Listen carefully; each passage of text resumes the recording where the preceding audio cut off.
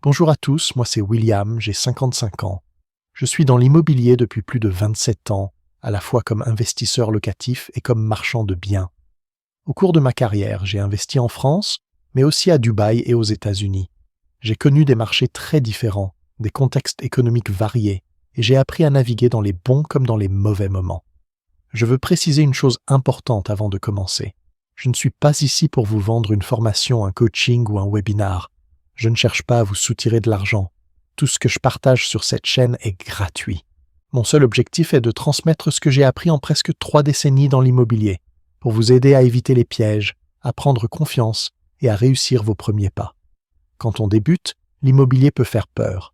On a peur de s'endetter, peur de se tromper, peur de ne pas trouver de locataire ou de se retrouver bloqué. Je comprends ces craintes, je les ai vécues, mais avec la bonne méthode, l'immobilier peut devenir un levier extraordinaire pour construire votre patrimoine et atteindre l'indépendance financière. Dans cette vidéo, je vais vous donner une méthode complète, étape par étape, pour réussir votre premier investissement locatif. On va parler de la stratégie, du choix du bien, du financement, de la rentabilité, de la fiscalité et de la gestion. Avant de plonger dans les détails pratiques, il faut comprendre pourquoi l'immobilier est un placement aussi puissant. D'abord, la demande locative ne cesse d'augmenter. La population grandit, les familles se recomposent, de plus en plus de gens veulent louer plutôt qu'acheter, surtout dans les grandes villes. Résultat, il y a toujours des locataires potentiels. Ensuite, l'immobilier est un actif tangible. Contrairement aux actions ou aux crypto-monnaies, un appartement ou une maison, ça se voit, ça se touche. C'est concret et ça rassure. Même en cas de crise économique, il restera toujours une valeur. Troisième point, la protection contre l'inflation. Quand les prix augmentent, les loyers suivent. Votre crédit, lui, reste fixe. Cela veut dire qu'avec le temps, votre bien devient de plus en plus rentable. Enfin, le point magique, l'effet de levier du crédit. Vous achetez un bien avec l'argent de la banque, et c'est votre locataire qui rembourse ce crédit. Autrement dit, vous utilisez l'argent des autres pour créer votre patrimoine. C'est pour toutes ces raisons que l'immobilier est considéré comme l'un des meilleurs placements pour préparer son avenir et atteindre la liberté financière. Maintenant, entrons dans le concret. Avant même de chercher un bien, il y a 3 règles d'or à garder en tête. La première, c'est l'emplacement. On le dit tout le temps, mais c'est vrai, l'emplacement fait tout.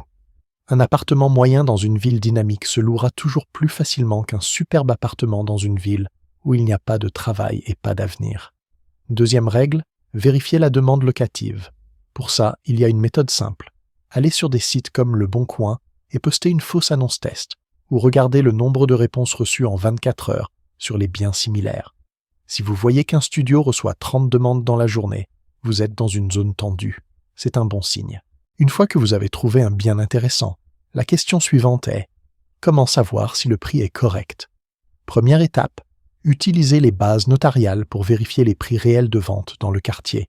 Cela vous donnera une référence solide. Deuxième étape, regardez les annonces en ligne et la durée de mise en vente. Si un appartement est en ligne depuis 3 mois, c'est que le prix est probablement trop élevé. Cela peut être une opportunité pour négocier. Troisième étape, comparez le prix avec le loyer potentiel.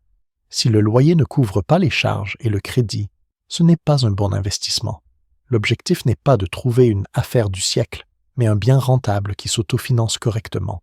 Venons-en à la rentabilité. C'est un mot que vous entendrez partout, mais comment la calculer? Il y a 3 niveaux. La rentabilité brute, loyers annuels divisés par le prix d'achat.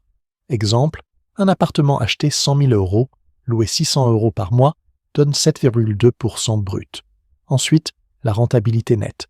Vous retirez les charges, la taxe foncière, l'assurance. Souvent, on passe à 5 ou 6%. Enfin, la rentabilité nette, c'est-à-dire le cash flow réel.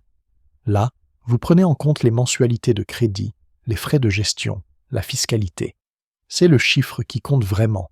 Combien il reste dans votre poche à la fin du mois?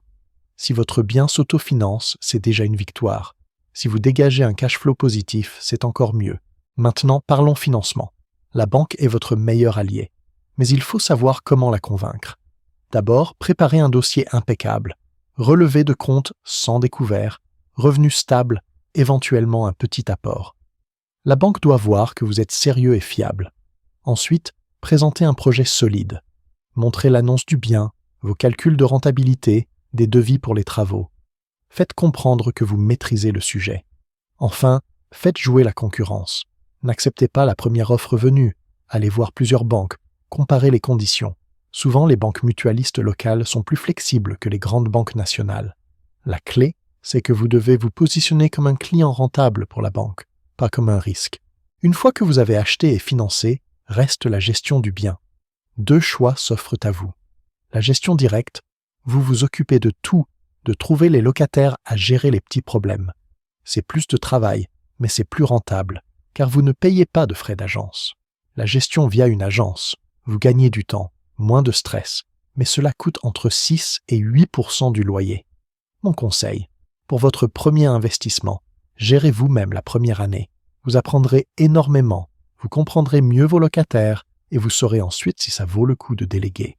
Il existe plusieurs façons de louer un bien et le choix aura un gros impact sur votre rentabilité. La location nue, simple, stable, moins de turnover, mais fiscalité plus lourde. La location meublée, souvent le meilleur compromis.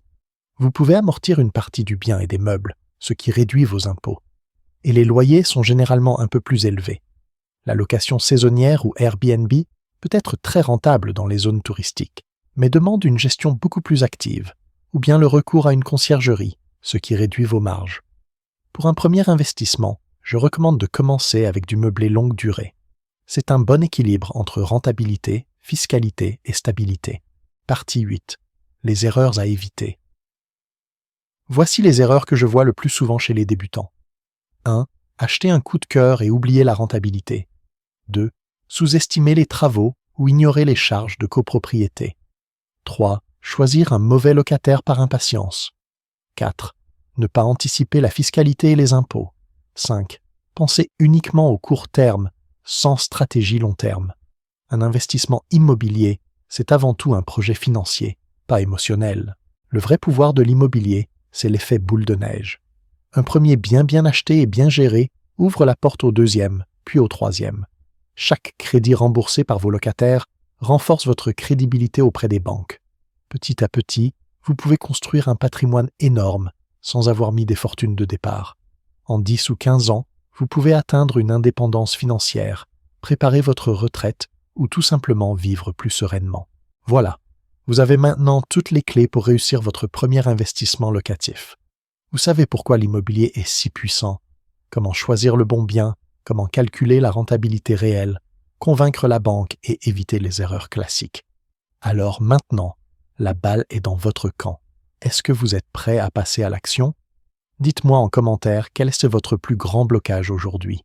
Merci d'avoir suivi jusqu'au bout, abonnez-vous, activez la cloche pour ne rien rater, et on se retrouve très vite dans une prochaine vidéo remplie de conseils concrets pour vos investissements. Si vous préférez lire, j'ai résumé la vidéo dans une série de fiches pratiques que vous pouvez télécharger dans le lien en commentaire.